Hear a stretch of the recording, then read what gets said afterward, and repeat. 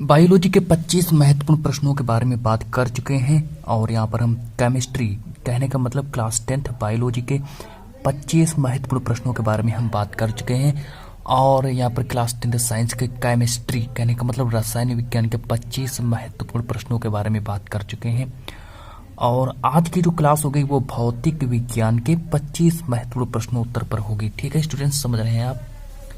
क्योंकि आज हम बात करने वाले हैं क्लास 10th साइंस के भौतिक विज्ञान के 25 महत्वपूर्ण प्रश्नोत्तर के बारे में।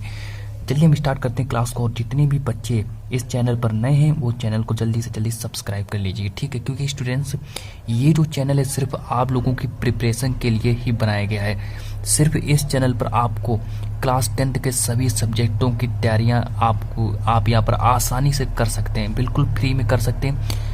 ठीक है स्टूडेंट्स, बिल्कुल फ्री में आप इस चैनल पर सारी की सारी तैयारियां आप लोग कर सकते हैं, जिसमें आपको स्टूडेंट्स यहाँ पर हर सब्जेक्ट की पूरी तैयारी कराई जाएगी।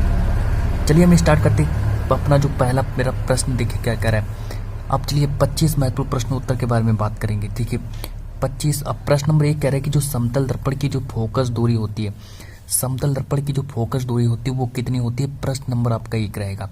तो समतल दर्पण की फोकस दूरी होती है कितनी? नंबर ए ऑप्शन दिया 0, फिर नंबर बी ऑप्शन दिया 25 सेंटीमीटर, फिर नंबर सी ऑप्शन दिया अनंत, नंबर डी ऑप्शन दिया माइनस का 25 सेंटीमीटर। अब देखिए इसका आंसर क्या होगा? अनंत को सही कर लीजिएगा। वेरी वेरी इंपॉर्टेंट प्रश्न है ये। भौतिक विज्ञान के 25 महत्वपूर्ण प्रश्नोत्तर के बारे में बात करने जा रहे हैं। ठीक है, अब देखिए प्रश्न नंबर 2 देखिए क्या कह रहा है। प्रश्न नंबर 2 के बारे में बात करते हैं। प्रश्न नंबर 2 देखिए हमसे क्या कह रहा है कि जो समतल दर्पण द्वारा निर्मित प्रतिबिंब का आवर्धन होता है। देखिए प्रश्न नंबर ये सेकंड है कि समतल दर्पण द्वारा निर्मित प्रतिबिंब का आवर्धन होता है। तो समतल दर्पण द्वारा निर्मित प्रतिबिंब का आवर्धन कितना होता है? तो 1 होता है। 1 को सही कर लीजिएगा, ये आपका नंबर ही आपका सही हो जाएगा। फिर देखिए प्रश्न नंबर नेक्स्ट के बारे में बात करते हैं।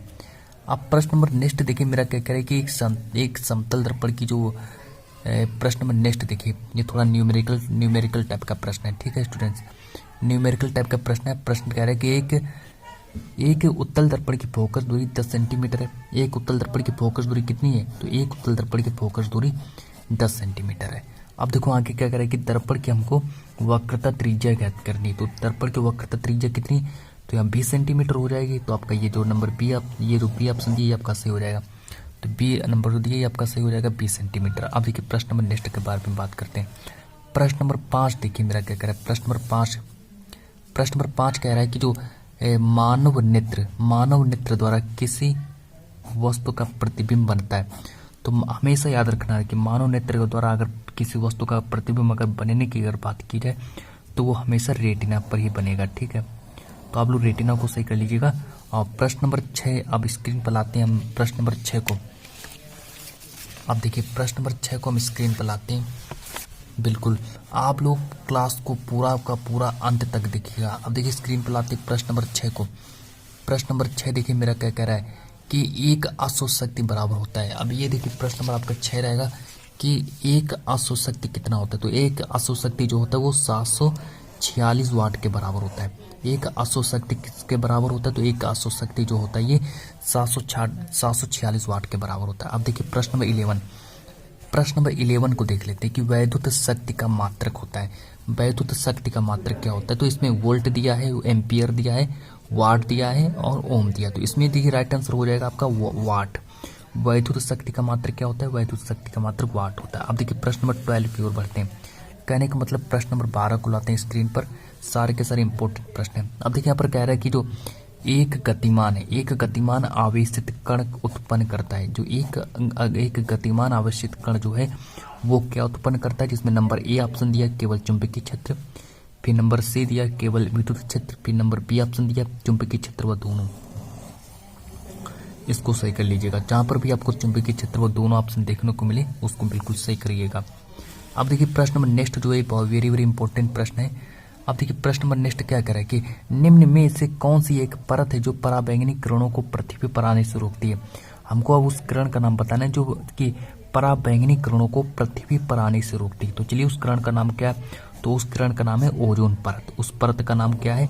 तो उस परत का नाम है ओजोन परत। अब प्रश्न नंबर 13 के बारे में बात कर चुके हैं और स्क्रीन पर लाते हैं प्रश्न नंबर 14 को। चलिए प्रश्न नंबर 14 के बारे में बात करते हैं। अब देखिए स्क्रीन पर प्रश्न नंबर 14 जो है आप लोगों की स्क्रीन पर आने वाला है। अब देखिए प्रश्न नंबर 14 को देख लीजिए क्या कह रहा है। प्रश्न नंबर 14 देखिए कि अगर हम चंद्रमा से अगर हम देखने पर आकाश का रंग जो है वो कैसा दिखाई देता है। तो चंद्रमा से देखने पर जो आकाश का जो रंग है, अगर हम चंद्रमा से देखते हैं तो चंद्रमा से देखने पर आकाश का रंग जो है कैसा दिखाई देता है, तो हमेशा काला दिखाई देगा, ब्लैक टाइप का, ठीक है, काला दिखाई देगा। अब देखिए प्रश्न नंबर 15, प्रश्न नंबर 15 के बारे में बात करते हैं कि प्रश्न नंबर 15 देखिए क्या कह रहा है। प्रश्न नंबर 15 कह रहा है कि जो प्रकाश का जो वेग है वो किस माध्यम में सबसे अधिक होता है। जो प्रकाश का वेग जो होता है वो किस माध्यम में सबसे अधिक होता है, तो हमेशा निर्वात में जो प्रकाश का वेग है, निर्वात में, जहाँ पर भी आपको निर्वात देखने को मिले वो आपका सही हो जाएगा। निर्वात कहाँ लिखा है, तो निर्वात डी नंबर पर लिखा है, ये आपका राइट आंसर हो जाएगा। अब देखिए यहाँ पर प्रश्न नंबर जो मेरा 16 है, देखिए प्रश्न नंबर 16 के बारे में बात करते हैं। प्रश्न नंबर 16 पूछा गया कि विद्युत आवेश का मात्रक क्या होता है। विद्युत आवेश का मात्रक क्या होता है, जिसमें नंबर ए ऑप्शन दिया है जल, नंबर बी ऑप्शन दिया कूलाम, फिर दिया वोल्ट, फिर दिया एम्पियर। तो इसमें जो कूलाम जो है विद्युत आवेश का मात्रक कूलाम सही हो जाएगा। फिर देखिए प्रश्न नंबर 17 के बारे में बात करते हैं कि जो ताप बढ़ाने पर किसी चालक का प्रतिरोध कैसा, उस पर क्या प्रभाव पड़ते हैं। अगर किसी चालक अगर प्रतिरोध बढ़ा दिया जाए, किसी चालक का प्रतिरोध बढ़ा दिया जाए तो ताप पर क्या प्रभाव पड़ता है, तो उसका ताप भी बढ़ जाता है, ठीक है, उसका ताप भी बढ़ जाता है। और स्क्रीन पर लाते हैं प्रश्न नंबर अपना 18 को। प्रश्न नंबर 18 के बारे में बात करते हैं और स्क्रीन पर लाते हैं प्रश्न नंबर 18 को।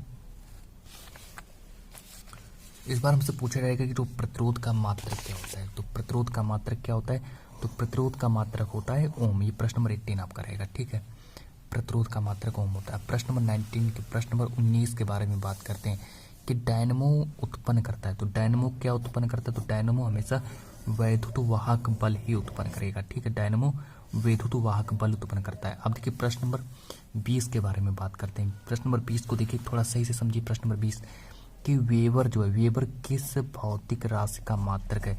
वेबर जो है ये चुंबकीय फ्लक्स का मात्रक है, ठीक है, तो वेबर किसका मात्रक है, तो वेबर चुंबकीय फ्लक्स का मात्रक है। अब प्रश्न नंबर 22 देखिए। प्रश्न नंबर 22 कह रहा है कि वैद्युत धारा उत्पन्न करने की युक्ति। तो वैद्युत धारा हमेशा हम जनित्र पर ही टिक लगाएंगे। वैद्युत धारा उत्पन्न करने की टिक है, उत्पन्न करने की युक्ति। तो वैद्युत धारा किससे उत्पन्न की जाती है, तो वैद्युत धारा जनित्र से उत्पन्न की जाती है, ठीक है। अब देखिए यहाँ पर प्रश्न नंबर नेक्स्ट के बारे में बात करते हैं। प्रश्न नंबर अब यहाँ पर हम बात करेंगे। नेक्स्ट प्रश्न स्क्रीन पर ला रहे हैं आप लोगों की स्क्रीन पर। प्रश्न नंबर नेक्स्ट कह रहा है कि जो प्रेरित विद्युत धारा की दिशा ज्ञात करने के नियम है। तो इसमें हमेशा फ्लेमिंग के दाएं हाथ का नियम, फ्लेमिंग के दाएं हाथ का नियम को सही करेंगे, ये आपका सही हो जाएगा। फ्लेमिंग के दाएं हाथ का नियम, इसको नोट कर लीजिएगा, फ्लेमिंग के दाएं हाथ का नियम, इसका ये आंसर हो जाएगा, ठीक है। अब देखिए प्रश्न नंबर 24 के बारे में बात करते हैं। प्रश्न नंबर 24 भी इंपॉर्टेंट टॉपिक है। प्रश्न नंबर 24 जो है यहाँ पर कह रहा है कि जो बी कामा ई और फाई क्रमशः चुंबकीय क्षेत्र है। अब देखिए इसमें जो ये क्या है, ये चुंबकीय क्षेत्र है, और चुंबकीय क्षेत्र की तीव्रता, ये क्षेत्रफल है। ये जो ए जो है आपका क्या है, ये क्षेत्रफल है। और फ्लक्स कौन है, ये फ्लक्स है, फ्लक्स संकेत है। अब देखिए इनके बीच हमको संबंध बताना है। तो इनके बीच क्या संबंध होगा, 4 ऑप्शन आपको देखने को मिलेंगे। नंबर ए ऑप्शन दिया है 5 और बी डॉट ए, तो यही आपका सही हो जाएगा, ठीक है। 5 और बी डॉट ए जहाँ पर भी आपको देखने को मिले वो आपका राइट आंसर हो जाएगा। जल्दी जल्दी से प्रश्नों का आंसर आप लोग लिखते चलिएगा। अब देखिए प्रश्न नंबर 25 की ओर बढ़ते हैं। प्रश्न नंबर 25 कह रहा है कि जो एक टेस्ला बराबर होता है, एक टेस्ला जो है वो किसके बराबर होता है, तो एक टेस्ला 1 वेबर प्रति मीटर स्क्वायर के बराबर होता है, ठीक है, इसको सही कर लीजिएगा। और मिलते हैं नेक्स्ट वीडियो में, जब तक आज की इस क्लास को इतना ही रखते हैं।